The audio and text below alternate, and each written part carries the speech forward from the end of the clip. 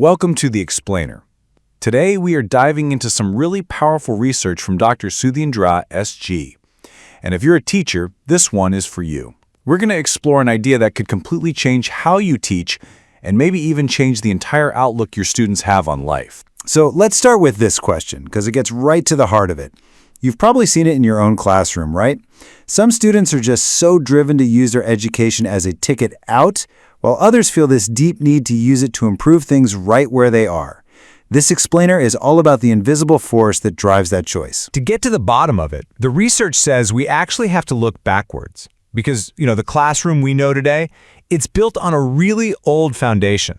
One that has this kind of hidden flaw that's been shaping how students think for generations. And here it is. It's called the Macaulay system. Now, this wasn't designed for the world we live in today. Not at all. It was put together way back in 1835 by a British politician, Thomas Macaulay, for one very specific reason: to create a workforce of English-speaking clerks to help run colonial India. And that original purpose, well, it's left behind a huge unintended legacy. Now, let's be clear, this system gets a lot of praise around the world, especially for how it handles primary education. But what the research points out is this one major, often overlooked drawback. It's like a psychological side effect that it quietly passes on to students. And this side effect, it has a name. According to Dr. Sudhindra C's work, if we can understand this one thing, it's the key that unlocks a much better, much more powerful way of teaching. It's called the Pinkerton Syndrome. And what is that exactly? Well, the research defines it as this conditioned way of thinking, where people in nations that were once colonized start to believe that Western culture is just better, that it's the ideal, and that their own culture is something to grow out of. It's a deep-seated feeling of cultural inferiority. The name itself is pretty fascinating. It actually comes from a short story from 1898 called Madame Butterfly, and believe it or not, it works as this perfect metaphor for what we're talking about. So in the story, you've got this American naval officer, B.F. Pinkerton. He's stationed in Nagasaki. He's charming, he's worldly, and basically for his own convenience, he marries a local Japanese girl, totally winning over her and her family. But here's the thing. When his time there is up, Pinkerton just sails back to America, marries an American woman, and pretty much forgets his Japanese wife ever existed. For him, it was just a temporary thing. But for her, she's left behind, completely obsessed with his memory, and absolutely devastated. And this is where it all clicks into place. The research uses this story as an analogy for history. Pinkerton, he represents the colonial West, which brought in this new system of education. And the abandoned Japanese girl? She represents nations like India who sort of married that system and were left admiring the one who left while starting to devalue what they already had. And listen, this isn't just some abstract literary idea.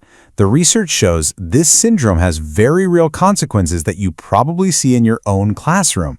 It can make students feel like their own culture is somehow primitive and that the only way to grow is to adopt Western ways. This way of thinking is what directly fuels the brain drain, our best and brightest learning just enough to leave, and it supports this damaging idea that one culture is just superior to another. Okay, so if the old system is built on that shaky ground, what should the goal be? What's the real point of education then? Dr. Sudhindra S.G.'s research offers up a new guiding star, and it's so powerful in its simplicity. The ultimate goal of education shouldn't just be about jobs or skills. It should be to create a nation of genuinely happy citizens. So, where can we see this in action? The research went looking for a real-world model, and they found it in the countries that are always at the top of the happiest in the world lists, the Scandinavian countries. The big question became, what are they doing differently in their schools? And the answer they found is, well, it's profound. Their secret weapon wasn't some new curriculum or fancy teaching gadget. According to Dr. Uday Dokresplays, a key expert cited in the research, the absolute core of their success is teaching one simple quality: gratitude. And that idea, it brings us to this huge choice point in the classroom. The research argues that every single student is basically operating from one of two places. They're either learning with gratitude or they're learning with its total opposite, rage. This right here, this is the whole thing in a nutshell. On one side, you've got the student learning with gratitude. They appreciate their family, their community, their culture.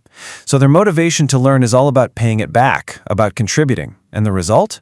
Their knowledge lifts everyone up. Then you have the other side, the student learning with rage. They see their life as a trap, a hell they have to escape. Their motivation is just to get out, almost as a form of revenge. And the outcome? Their knowledge becomes a purely selfish tool, and it's completely lost to the community that nurtured them. And this right here is where you come in. The research makes it clear that your first, most important job isn't to teach math or history, it's to actively build this sense of gratitude. So, how on earth do you do that? Well, it starts by rethinking the whole learning process. You can break all of education down into these three simple questions: why, what, and how. As teachers, we spend almost all our time and energy on the what and the how, but this research says we've got the order all wrong. The most important question, the one that absolutely has to come first, is why. Why are we even learning this? And according to this research, the very first answer a student needs to feel in their bones is gratitude. We learn because we're thankful. Thankful for the chance, for our culture, for our community, and we want to give back. This isn't just a nice, feel-good idea. The research says this is the #1 most important factor for a child's healthy psychological growth. When you make gratitude the starting point, you're not just making a better student, you're building a healthier person who can help create a happier country. So we'll leave you with this challenge, straight from the research. The next time a student walks through your door, what are you going to look for first? Their gratitude or their rage? Because when you choose to focus on and nurture that gratitude, you're doing so much more than just teaching a subject. You are actively helping to heal a historical wound and build a happier, stronger future, one student at a time.